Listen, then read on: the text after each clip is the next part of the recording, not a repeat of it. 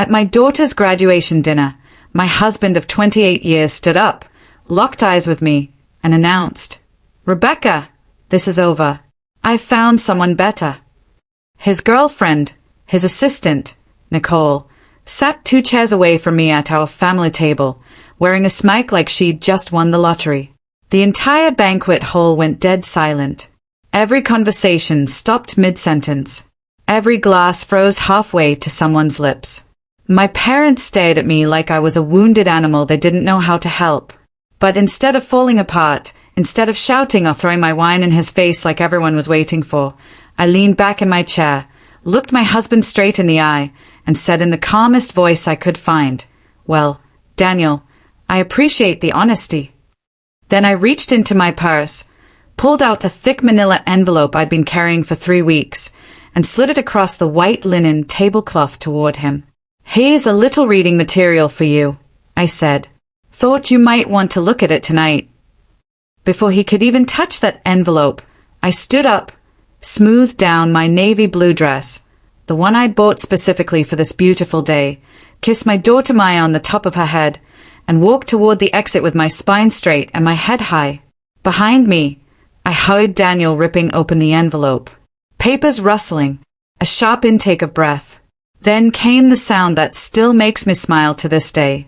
A scream. So loud, so full of pure panic and rage that it echoed off every wall in that banquet hall like a siren. I want to pause here because I'm genuinely grateful you're listening to my story. If you're watching this right now, please hit that like button and subscribe to my channel. I need to know this story is reaching people who understand what betrayal really feels like. Drop a comment below and tell me what city you're watching from. I want to see how far this tale has traveled, because what happened next changed absolutely everything. Let me take you back to the beginning of what should have been one of the happiest days of my life. Maya's graduation dinner was supposed to be perfect. My baby girl, 24 years old, had just earned her master's degree in architecture from one of the top programs in the country. Not just earned it, she'd graduated summa cum laude, won the Departmental Design Award, and already had 3 firms competing to hire her. My right should have been Daniel, but his chair was empty. I remember glancing at that vacant seat and feeling the first flutter of unease in my chest.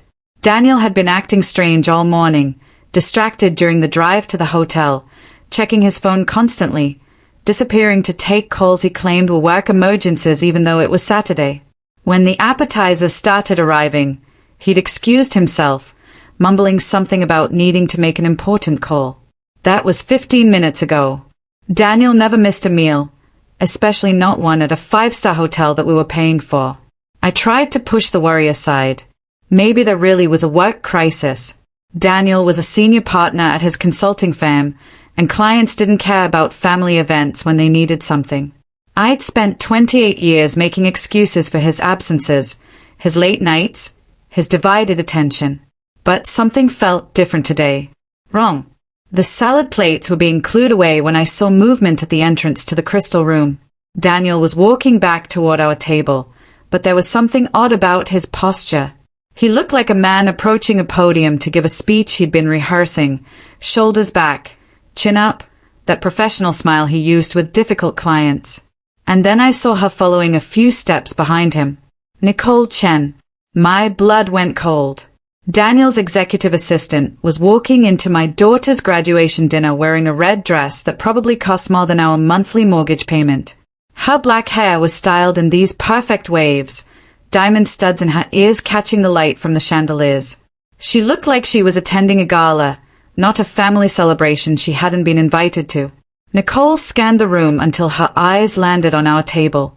Then she smiled, not warmly, not apologetically for intruding, but with this satisfied little smirk, and headed straight toward us.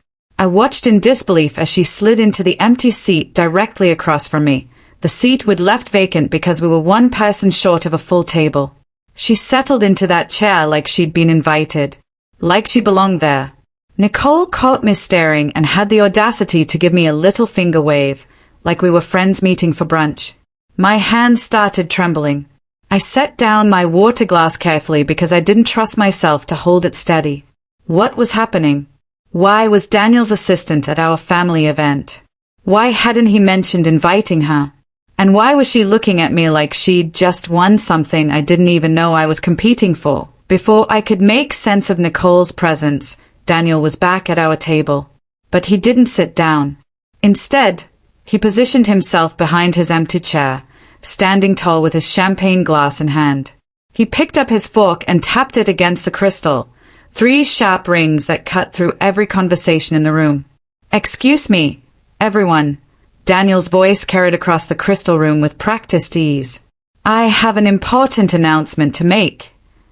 The entire reception fell silent. 50 pairs of eyes turned toward our table.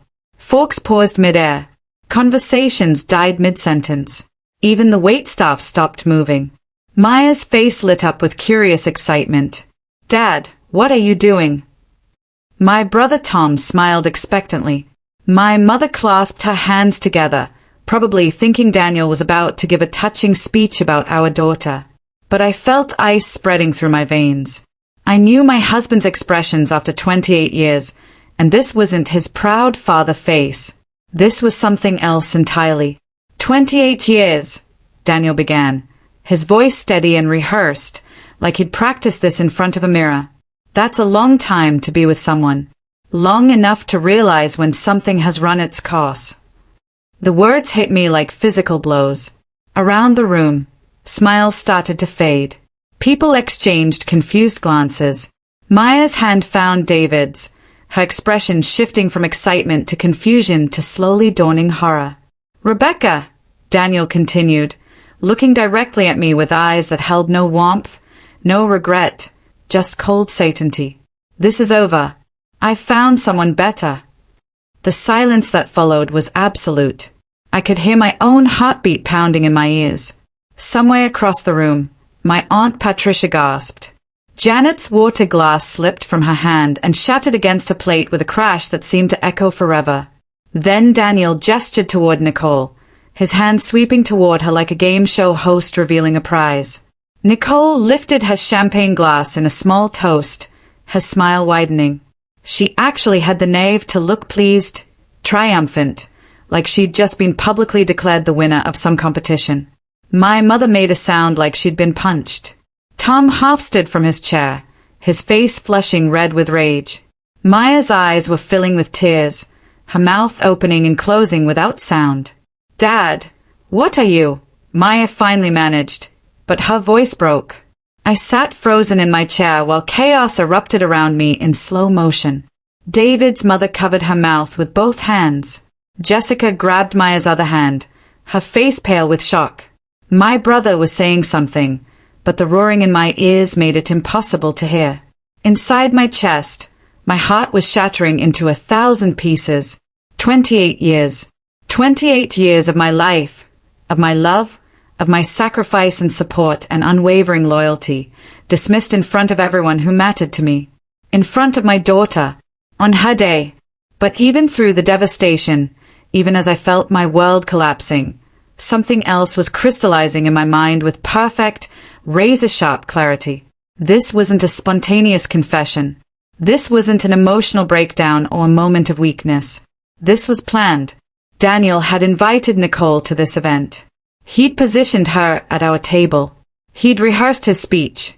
He'd chosen this moment, my daughter's graduation dinner, in front of 50 witnesses, specifically to humiliate me as publicly and completely as possible.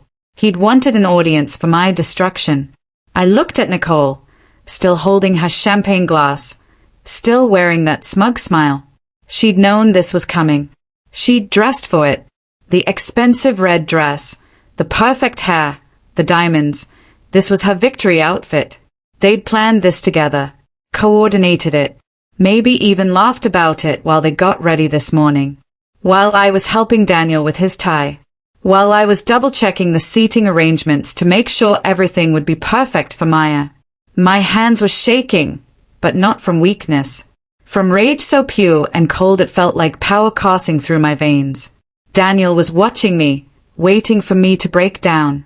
Waiting for the tears, the screaming, the public meltdown that would paint me as the hysterical, unhinged wife who couldn't handle being replaced by a younger, better model. That's what he wanted. The final humiliation. The perfect justification for leaving me. Maya was crying openly now, David's arm around her shoulders. My mother had buried her face in her hands. Tom was on his feet, pointing at Daniel, his voice raised in anger I still couldn't quite hear over the ringing in my ears.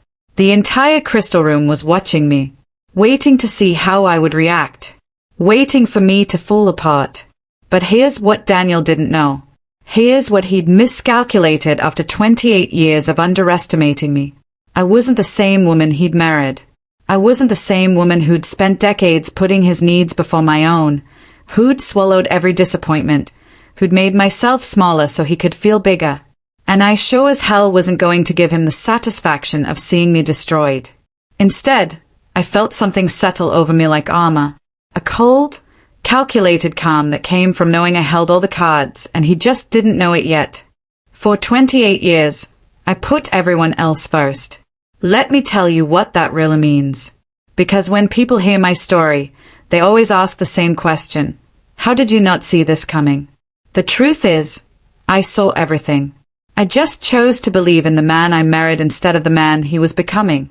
When Daniel and I met in 1995, I was 25 years old and running a successful freelance graphic design business from my apartment. I'd built something I was proud of, 15 regular clients, a growing reputation for creative branding work, and dreams of opening my own design studio. I was making enough money to support myself comfortably and doing work that made me feel alive. Daniel was a junior consultant at a mid-sized firm, ambitious and charming, with big dreams about climbing the corporate ladder. He hired me to redesign his company's marketing materials, and we spent 3 months working closely together. He'd bring coffee to our meetings, stay late discussing design concepts, and talk about building a life with someone who understood his drive. 6 months later, he proposed with a modest ring and promises that we'd support each other's dreams, that marriage would mean we'd both succeed together. The first sacrifice came during our engagement. Daniel's fame offered him a senior position that required relocating 4 hours away to a bigger city with better career opportunities. It's just for a few years, he said, his hands cupping my face the way he used to when he wanted me to trust him completely. Just until I establish myself. Then we can move back and you can restart your business, maybe even open that studio you've been dreaming about. I believed him because I loved him. I gave notice to all 15 of my clients, packed up my design equipment, and followed him to a city where I knew nobody and had no professional network. My studio dreams got boxed up along with my portfolio samples. The second sacrifice came when Maya was born 2 years later. Suddenly Daniel's career became even more critical because we had a family to support. He worked 60-hour weeks while I stayed home with our beautiful baby girl, pouring all my creativity into being the perfect mother. I told myself I'd restart my design business when Maya started school. But when Maya turned 5 and started kindergarten, Daniel's company went through restructuring. He took a pay cut, and suddenly my hobby wasn't practical anymore. We need stability, Rebecca, he'd say whenever I brought up my business plans. Maya needs her college fund. We need the mortgage covered. Maybe when things settle down. Things never settled down. There was always another reason, another excuse, another financial goal that took priority over my dreams. So I got a job at Pinnacle Financial Group, where my design skills translated surprisingly well into data visualization and financial analysis. I discovered I had a gift for spotting patterns in complex financial data, for tracking inconsistencies in accounts, for uncovering things people wanted to keep hidden. I became the person management trusted with their most sensitive audits and fraud investigations. Those skills would later save my life. But at the time, they just made me the reliable one, the responsible one, the one who kept everything running smoothly while Daniel chased his ambitions. For 28 years, I supported every single one of his career moves. When he wanted to switch firms, I helped polish his resume and prepare for interviews. When he needed to impress potential clients, I planned dinner parties that left lasting impressions. When he decided to leave corporate consulting and start his own fame 10 years ago, I co-signed the business loan with my pristine credit and worked overtime at Pinnacle to cover our personal expenses while his business got established. I never complained. Not really. I convinced myself this was what good wives did. They supported their husbands. They put family first. They waited for their turn. When Maya graduated high school as valedictorian, I felt proud that my sacrifices had helped raise such an incredible young woman. When she got into her dream architecture program on a merit scholarship, I told myself all those years of putting everyone else first had been worth it. When Daniel's consulting firm finally became profitable enough that we could afford luxuries again, I thought maybe, finally, it was my turn. I was 53 years old when I first brought up restarting my design business. Daniel's firm was thriving. Maya was in college. We were financially stable for the first time in years. Now that Maya's settled and your business is doing so well, I said over dinner one evening, I've been thinking about doing some freelance design work again. Maybe building back up to that studio I used to dream about. Daniel barely looked up from his phone. That's nice, honey. But don't you think you're a little past the point of starting over? The design world has changed so much. Besides, Nicole and I are planning to expand the firm. We might need your help with the financial analysis side of things. Nicole. Even then, 2 years ago, her name was already woven into our conversations. His indispensable assistant who was so organized, who really understood the business vision, who stayed late helping him with proposals. I should have paid more attention to how his voice changed when he talked about her. But I was too busy being grateful that he finally valued my professional skills enough to include me in his business. I spent the next 2 years doing unpaid financial consulting for Daniel's firm, watching him build something successful while my own dreams collected dust in boxes I'd never unpacked. I told myself I was being supportive, that marriage was about partnership, that my time would come eventually. What I didn't know was that while I was analyzing his profit margins and organizing his accounts, Nicole was organizing something else entirely. And Daniel had already decided that his future didn't include the woman who'd spent 28 years sacrificing everything to build his success. The first red flag appeared 6 months before Maya's graduation, hidden in plain sight like a snake in tall grass. I was organizing our home office, gathering tax documents for our accountant, when I found a credit card statement that didn't belong in our usual stack of bills. American Express Platinum Card. $25,000 credit limit. Account holder, Daniel Harrison. My hands trembled as I opened it. Charges for restaurants I'd never been to. A jewelry store called Cartier where Daniel had never bought me anything. Weekend stays at the Ritz-Carlton in a city Daniel had never mentioned visiting for business. The statement showed a balance of $12,000, money that wasn't coming from our joint checking account. When I confronted him that evening, Daniel barely looked up from his laptop. Business expenses, Rebecca, he said with that dismissive tone he'd perfected over the years. Client entertainment, networking dinners. Nicole handles all the reimbursement paperwork. Nicole. Always Nicole these days. But why a separate card? I pressed, my voice steadier than I felt. Why not use the business account? Tax purposes, he replied smoothly. Our accountant suggested it. Don't worry about it, honey. You handle the household finances. I handle the business stuff. That should have been the end of it. The old Rebecca would have accepted his explanation and gone back to trusting blindly. But 30 years at Pinnacle Financial Group had taught me something valuable. Financial secrets always tell the truth that mouths refuse to speak. So I started paying attention. Really paying attention. I noticed Daniel's phone was always face down now. How he'd step onto the balcony to take certain calls. How he developed a sudden interest in working late on Friday nights and weekends. I watched him shower longer, wear cologne on random Tuesday mornings, spend 20 minutes styling his hair for client meetings. The second discovery came 3 weeks later when I dropped by his office with lunch, a surprise visit with his favorite sandwich from the deli downtown. Nicole wasn't at her desk. I could hear laughter coming from Daniel's office. Female laughter. Intimate laughter that made my stomach turn inside out. I stood in that reception area for 5 full minutes, listening to my husband's voice mixing with haze in a way that had nothing to do with quarterly reports or client proposals. They were discussing weekend plans, sharing inside jokes, talking about moments that belonged to a relationship, not an employment arrangement.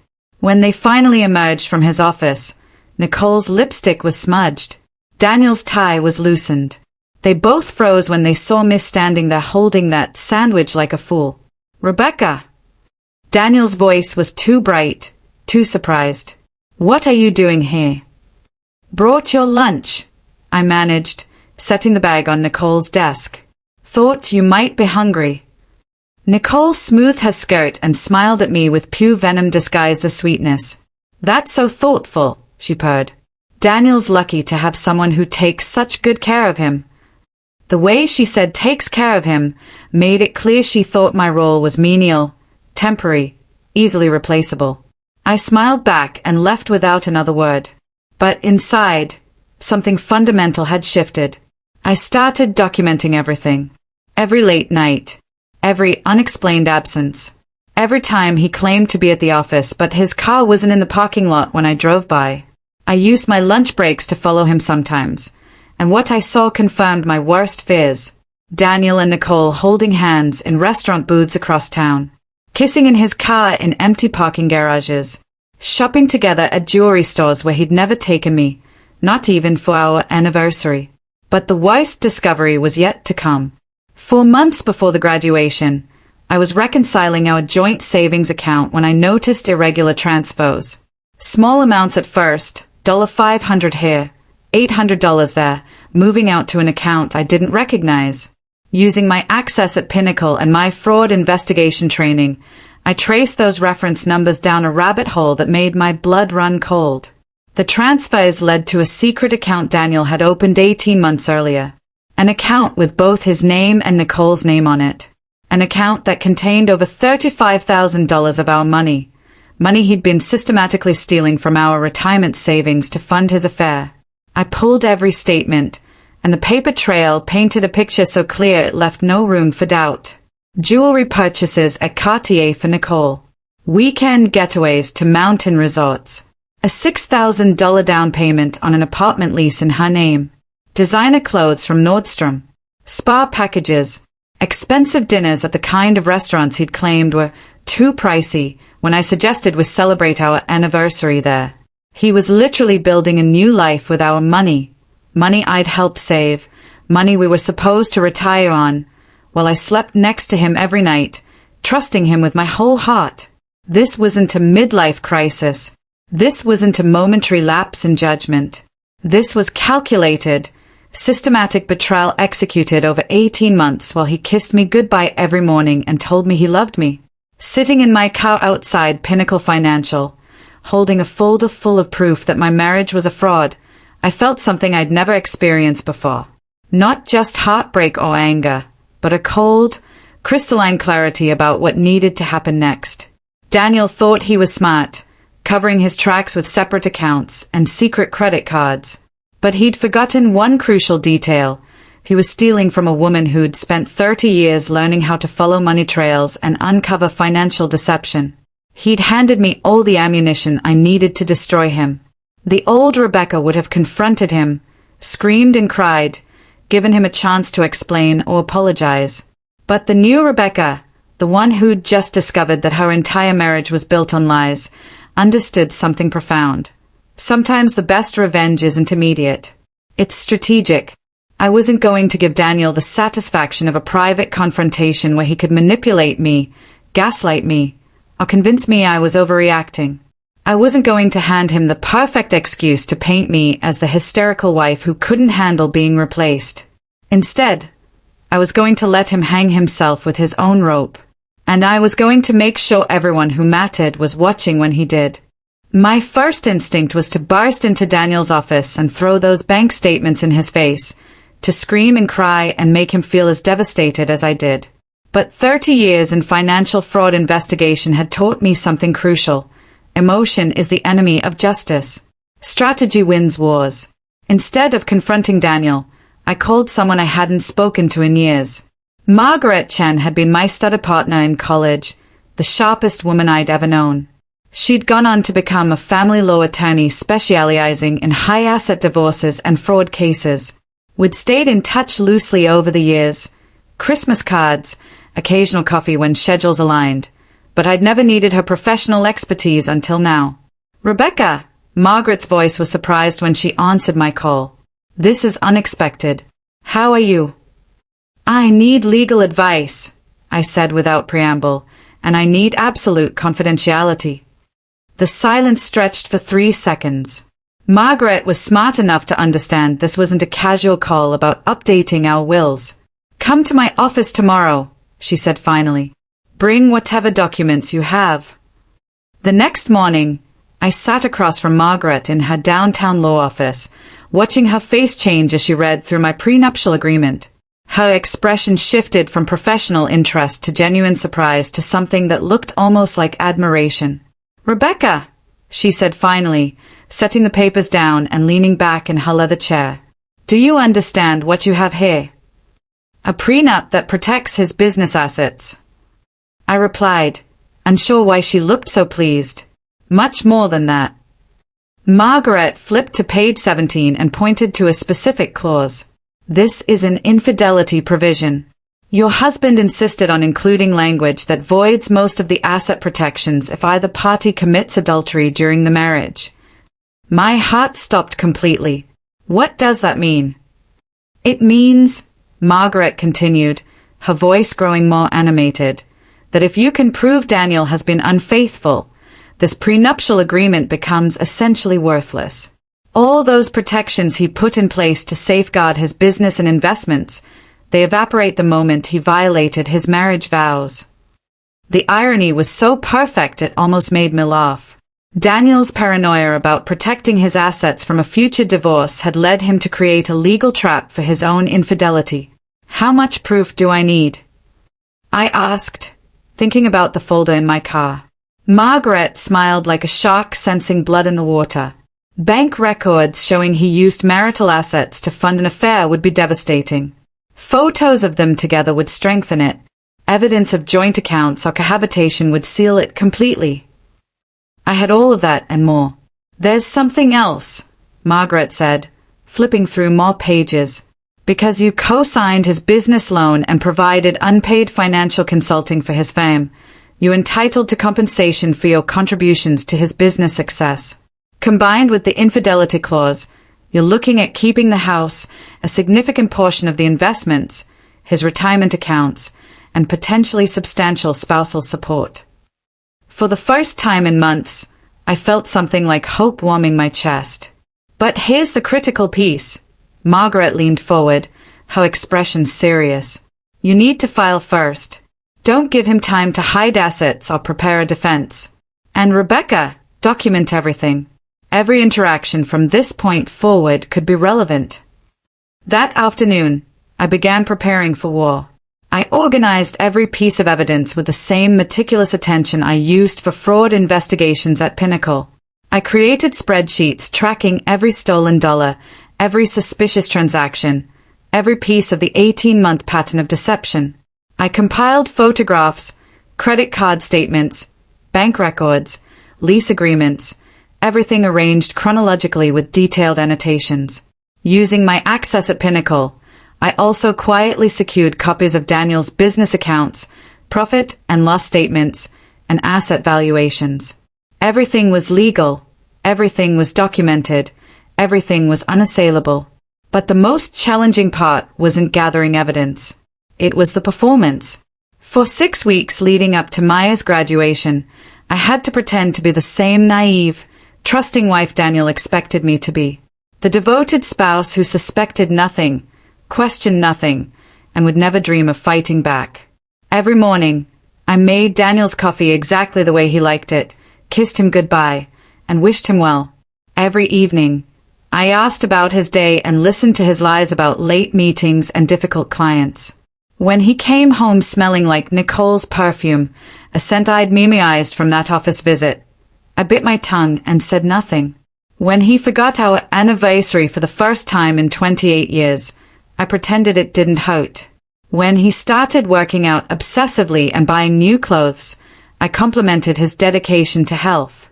The most challenging moment came when he offered to pay for Maya's graduation dinner. "I know the expenses have been adding up," he said one evening, barely looking up from his phone. "Why don't I cover the dinner? It's our daughter's big achievement." I'd already seen the credit card statements. He wasn't being generous. He was planning something. The reception was the perfect venue for maximum humiliation, a captive audience of family and friends who'd witness my public destruction. "That's so thoughtful," I replied, playing my part perfectly. "Maya will be thrilled. Should I handle the venue arrangements?" "Actually," Daniel said, and I caught the slight smile playing at his lips, "let me take care of this one. I want everything to be perfect." Perfect for what? I wondered. But I nodded and smiled like the obedient wife he thought he'd married. While Daniel planned his grand finale, I was orchestrating something far more devastating. Margaret filed my divorce papers 3 days before the graduation, but they wouldn't be served until after the event. I didn't want anything to spoil Maya's celebration or tip off Daniel before he'd fully committed to his public humiliation. The manila envelope became my constant companion. Inside were copies of the divorce papers, the infidelity evidence, the bank statements showing his theft, and a detailed accounting of every asset he thought he'd protected with that prenuptial agreement. 2 days before the graduation, Daniel made his final fatal mistake. "Rebecca," he said over dinner, his voice taking on that patronizing tone I'd learned to hate. "I need to tell you something about the reception." I looked up from my plate, channeling every ounce of innocent curiosity I could muster. "What about it?" "I've invited Nicole," he said, watching my face carefully. "She's been instrumental in the firm's success, and I thought it would be nice to include her in the celebration." The audacity of it stole my breath. He was bringing his mistress to our daughter's graduation, setting the stage for maximum cruelty, and he wanted my permission first. The old Rebecca would have questioned it, maybe even objected. But the new Rebecca, the one who'd been planning her revenge for 6 weeks, simply smiled. "Of course," I said. "That's very thoughtful of you. She has been working so hard." Daniel's face showed a flicker of surprise, as if he'd expected more resistance. But then his expression settled into smug satisfaction. He thought he'd broken me down so completely that I wouldn't even fight for my own dignity. Perfect. That night, I finalized every detail. The envelope was prepared, the legal papers filed and ready for service, the evidence organized and bulletproof. I even practiced my response in the bathroom mirror, perfecting the calm, graceful demeanor that would throw everyone off balance. Because I'd realized something crucial. About revenge. The sweetest kind doesn't come from losing control. It comes from maintaining perfect composure while your enemy destroys himself.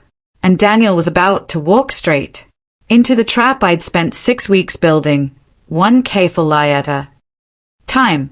The morning of Maya's graduation, I woke up feeling something I hadn't experienced in months.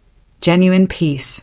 I put on my navy blue dress, the one that made me feel powerful and in control, and did my makeup with extra care. Today wasn't just my daughter's celebration. It was the day I reclaimed my life. Daniel was unusually cheerful as we got ready, humming while he shaved, taking extra time with his appearance. He thought today was his victory lap, the day he'd finally rid himself of the boring wife who'd served her purpose and could now be discarded for a newer model. I watched him in the bathroom mirror and said nothing. I noticed everything. The way he checked his phone and smiled at messages he angled away from me. The expensive cologne he'd never worn before. How he'd gotten his hair cut 2 days earlier without mentioning it. The confident set of his shoulders, like a man who'd rehearsed his moment and couldn't wait to perform it. At the reception, I watched the final pieces fall into place. Daniel excusing himself just as appetizers arrived, claiming an important call. Nicole arriving 15 minutes later, slipping into our table wearing that red dress like a declaration of war. The way they made eye contact across the room, a silent communication that said, "This is it." This is happening. I smiled and made small talk with my mother. I laughed at Tom's stories. I watched Maya glow with happiness, and I thought, not today, Daniel. You don't get to ruin her day. You only think you do. When Daniel returned and picked up his champagne glass, tapping it with his fork, I felt nothing but cold anticipation. Let him speak. Let him reveal himself to everyone who'd ever believed in him. And he did. Every word of that speech, 28 years, run its course, found someone better, landed exactly as he'd planned. The shocked silence, the gasps, Maya's tears, my mother's devastated face, Nicole lifting her champagne glass in triumph, Daniel watching me, waiting for my breakdown. But instead, I gave him my calmest smile. I thanked him for his honesty, and I slid that manila envelope across the table like I was serving him his death sentence on fine china. Then I stood, kissed my daughter's forehead, and walked out with every ounce of dignity I possessed. I made it halfway across the parking lot before I heard it. The sound of the envelope tearing open, the rustle of papers, and then a roar. Raw and primal and filled with pure panic. A sound I'd never heard Daniel make in 28 years of marriage.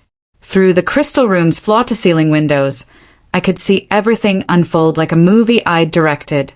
Daniel standing at our table, papers scattered across the white tablecloth, his face draining of every drop of color.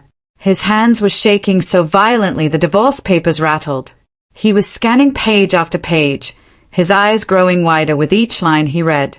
The infidelity clause, the bank statements showing every stolen dollar, the photographs, the joint account with Nicole's name on it, the asset division that left him with almost nothing, all of it laid out in legal black and white. This can't be real, I saw him mouth through the window, though I couldn't hear the words. Nicole leaned forward, trying to read over his shoulder. Her perfectly manicured hand reached for the papers, and I watched her expression change from confusion to disbelief to cold, calculating panic. She was reading the prenup clause, the clause that voided all of Daniel's financial protections the moment he committed adultery. The clause that meant everything he thought he'd safeguarded for their future together was now mine to claim. You said she'd never fight back. Nicole's voice carried through the window, loud enough that nearby tables turned to stare. You said she was too weak, too dependent. Too weak, too dependent. The words I'd suspected they'd used to describe me, now confirmed in front of 50 witnesses. Daniel finally found his voice, strangled and desperate. She knew everything. She's been planning this. He held up the bank statements with trembling hands, pointing at the highlighted transactions. She froze the accounts. She documented everything. She's claiming theft. Theft! Nicole's voice was rising, her composure cracking. What do you mean theft? The joint account. Daniel was shouting now, all pretense of dignity abandoned. Our account. She's reported it as marital asset theft. Everything's frozen pending the divorce proceedings. I watched Nicole's face cycle through emotions in rapid succession. Shock, fury, and then something that looked disturbingly like calculation. She wasn't devastated that their affair had been exposed. She was furious that the money was gone. You told me the prenup protected everything, Nicole hissed, loud enough that half the room could hear. You said she was too stupid to understand finances. You said she'd never figure out the account. Figure out the account.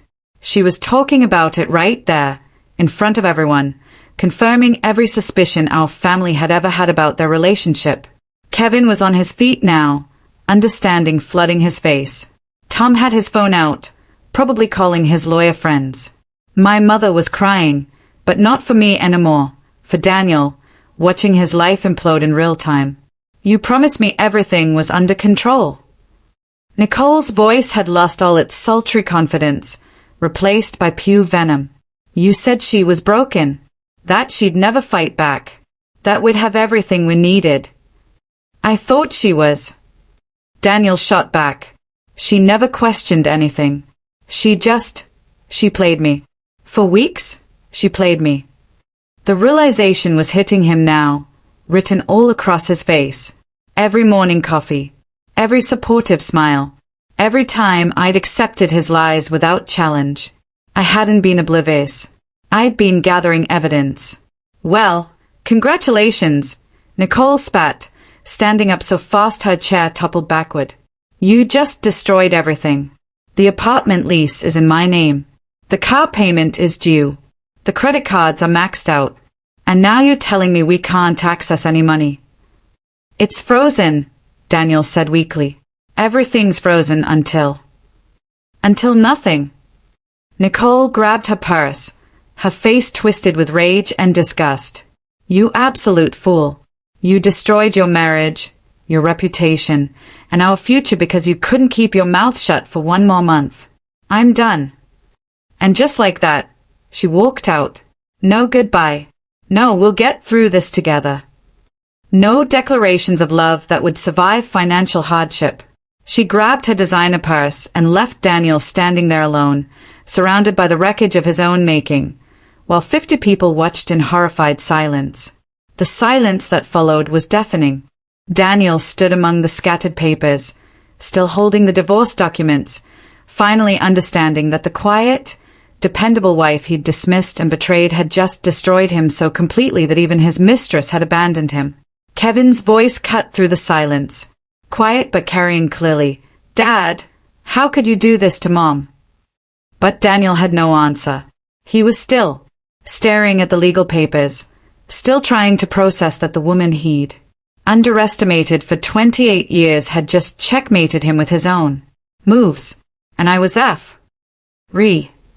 Rebecca! Rebecca! Daniel's voice cracked as he shouted my name across the parking lot, desperate and panicked in a way I'd never heard before. Get back here. We need to talk. I stopped walking and turned around slowly, taking my time. Through the crystal room's windows, I could see the chaos inside, overturned chairs, scattered papers, family members huddled in shocked conversations, and my husband standing in the middle of it all like a man whose world was burning down around him. When I walked back through those doors, the entire room fell silent. 50 pairs of eyes followed my movements as I made my way calmly to our table where Daniel stood surrounded by evidence of his betrayal. You wanted to talk, I said, my voice carrying clearly in the hushed room. Let's talk. Daniel's face was red and blotchy, his perfect hair disheveled from running his hands through it repeatedly. The confident man who'd made his announcement 20 minutes earlier was gone, replaced by someone desperate and cornered.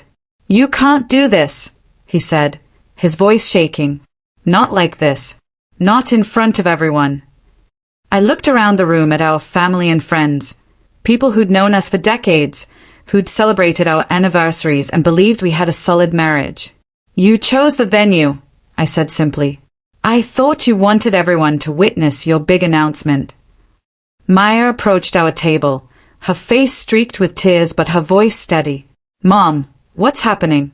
Dad's saying you filed for divorce.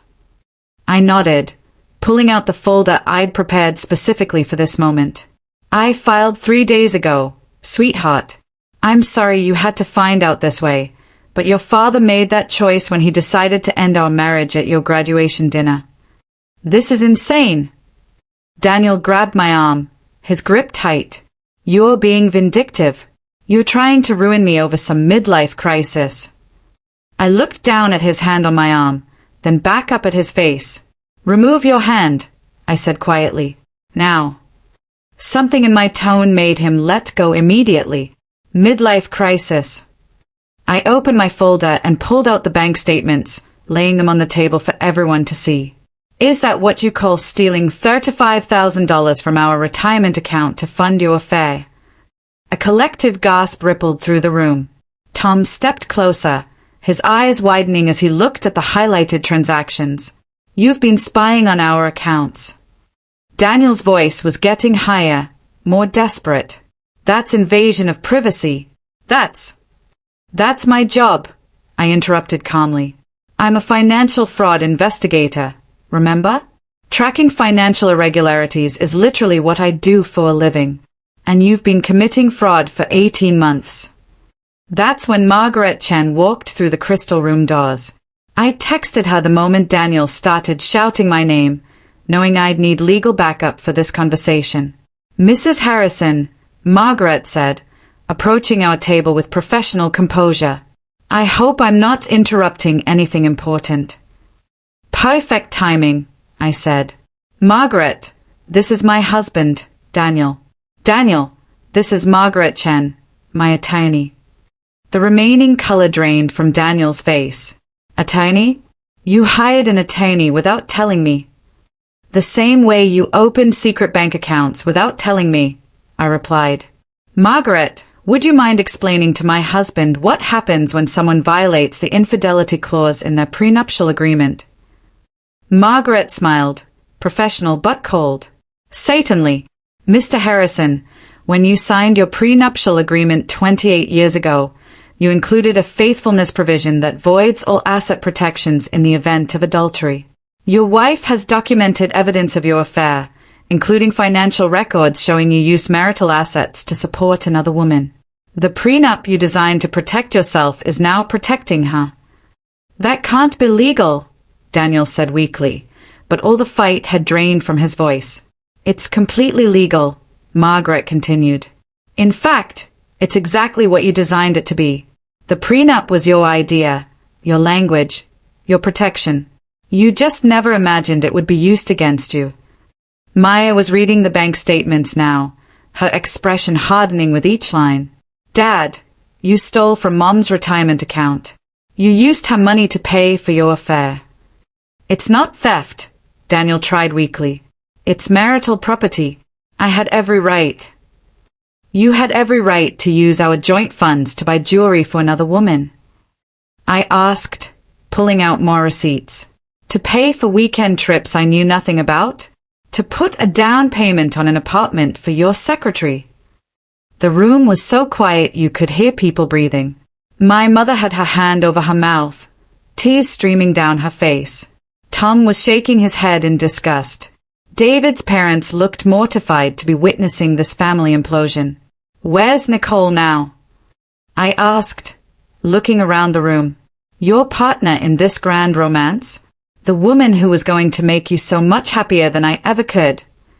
Daniel's silence was answer enough. She left, Maya said quietly, her voice hard. The minute she realized the money was gone, she walked out. I nodded. That tells you everything you need to know about what your relationship was really built on. Rebecca, please. Daniel's voice cracked, and for the first time, it held genuine desperation rather than anger. We can work this out. We can go to counseling.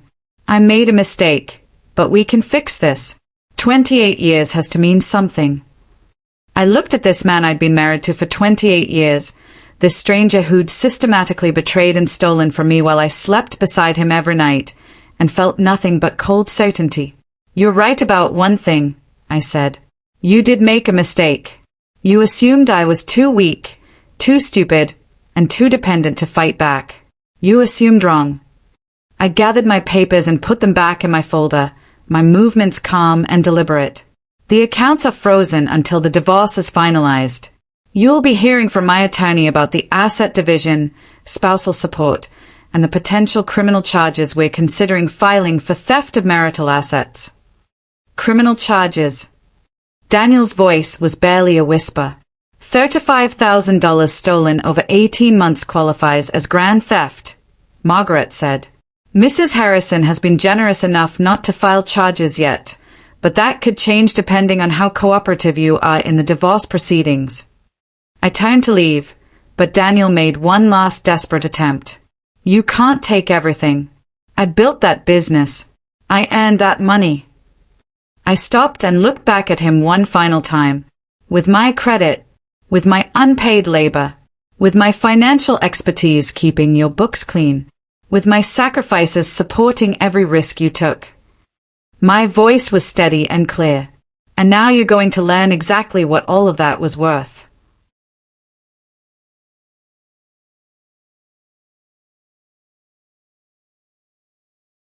I looked at Maya, her face conflicted but her eyes understanding. I love you, "Sweetheart, I'm sorry your celebration got ruined. But I want you to know, I won't let anyone treat me as disposable, and I hope you never let anyone treat you that way either." Then I walked out of that crystal room, for the second and final time, leaving Daniel surrounded by evidence, witnesses, and the complete destruction of the life he thought he was so cleverly building. Behind me, I heard my brother Tom's voice, cold and final. "Don't call Mom. Don't come to Sunday dinners. You're not family anymore." And I knew, with absolute certainty, that 6 months later, on what would have been our 29th wedding anniversary, I was standing in the sunlit studio of my new graphic design business, Rebecca Harrison Creative, preparing a brand identity proposal for a boutique hotel chain. The irony wasn't lost on me. On the day I would have been celebrating nearly 3 decades of marriage, I was instead celebrating the rebirth of the dream I'd abandoned 28 years ago. The divorce had been finalized 3 weeks earlier, and the results were even better than Margaret had predicted. The infidelity clause in Daniel's precious prenuptial agreement had worked exactly as written, voiding every protection he'd thought he'd secured. I kept the house, all of it, paid in full. I received 70% of our investment portfolio, his entire retirement account that he'd stolen from, and spousal support for the next 7 years. Margaret had also secured compensation for my 2 years of unpaid financial consulting for his fame, calculated at market rates for a senior financial analyst. The total came to just over $180,000. But the real victory wasn't financial. It was watching the consequences of his choices unfold like dominoes falling. Nicole had lasted exactly 12 days after the graduation disaster. Once she realized Daniel's money was gone and wouldn't be coming back, she'd moved on to greener pastures, specifically a cardiologist she met at her gym who had no inconvenient wife to complicate things. Word through mutual acquaintances was that she was already wearing a new diamond ring. Daniel had tried to fight the divorce initially, hiring an expensive attorney who took one look at the prenuptial agreement, the documented theft, and the photographic evidence, and advised him to settle immediately. Fighting would only make things worse and potentially trigger the criminal charges Margaret had mentioned. His business was struggling now. Without my unpaid financial management and with his reputation in ruins after the affair became public knowledge, clients had started looking elsewhere. He'd been forced to sell his partnership share just to pay his legal fees and the settlement. Last I heard, he was working as a consultant for someone else's fame, living in a studio apartment across town. He'd tried calling me twice in the first month, leaving voicemails about mistakes and second chances. I'd blocked his number after the second call. There was nothing left to say. But the best part of my new life wasn't his downfall. It was my rise. My design business was thriving beyond anything I'd imagined. I'd started with one client, Margaret's law firm, redesigning their entire brand identity, and word of mouth had exploded from there. I now had 8 regular clients, a waiting list, and had just hired my first junior designer. I specialized in rebranding for businesses going through transitions, helping them reimagine their identities during pivotal moments. The metaphor wasn't lost on anyone, including me. Maya had struggled initially with her father's betrayal, but she'd made her position clear during a lunch we had 2 weeks after the graduation. "Mom," she'd said, reaching across the table to hold my hand, "I'm sorry I didn't see what he was doing to you. I'm sorry I didn't stand up for you sooner. You were never supposed to protect me," I'd told her. "That was never your job." Now Maya called me twice a week, sent pictures of wedding planning with David, and had started asking my advice about business contracts and negotiations. She'd inherited my strategic mind and her father's ambition, but she directed it toward building rather than taking. My relationship with the rest of my family had deepened too. Tom and I had dinner every Sunday with our mother. Janet and I met for coffee every Thursday. The people who truly loved me had rallied around me in ways that filled the spaces Daniel's betrayal had left empty. Last week, I'd been invited to speak at a women's business conference about starting over after 50. Standing on that stage, looking out at 200 women who'd faced their own versions of my story, I realized something profound. Daniel thought destroying our marriage would free him to live his best life. Instead, it freed me to live mine. I'd learned that patience and strategy will always defeat impulse and selfishness. That financial evidence doesn't lie the way people do. That the person who underestimates you hands you the greatest weapon. But most importantly, I'd learned that sometimes the best revenge isn't destroying your enemy. It's building a life so beautiful, so authentic, so utterly yours that their betrayal becomes a catalyst for your greatest transformation. Standing in my studio that anniversary morning, surrounded by design samples and client proposals and the tangible evidence of dreams reclaimed, I felt something I hadn't experienced in decades: complete freedom. Daniel had given me an unexpected gift that day at Maya's graduation. He'd shown me exactly who he was, forced me to remember who I was, and handed me the legal tools to reclaim everything I'd sacrificed. The woman who'd walked out of that crystal room 6 months ago wasn't broken. She was liberated. And the life I was building now, on my terms, with my rules, for my dreams, was worth every moment of the pain it took to get here. If you've made it this far in my story, I want you to know something. If someone has betrayed you, used you, or made you feel disposable, their actions are showing you exactly who they are. Believe them. Document everything. Build your strategy. And then build a life so extraordinary that the betrayal becomes the best thing that ever happened to you. Because sometimes justice tastes like freedom, looks like a dream reclaimed, and sounds like your own laughter echoing through a space that finally, completely, belongs to you. Did you connect with my story? What city are you watching from? Let's meet in the comments. Give this video a like if my journey resonated with you. I need to know these words are reaching people who understand.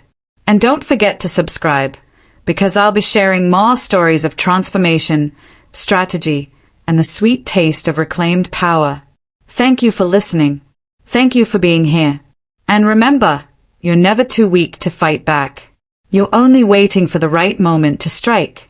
With love and hard-won wisdom, Rebecca.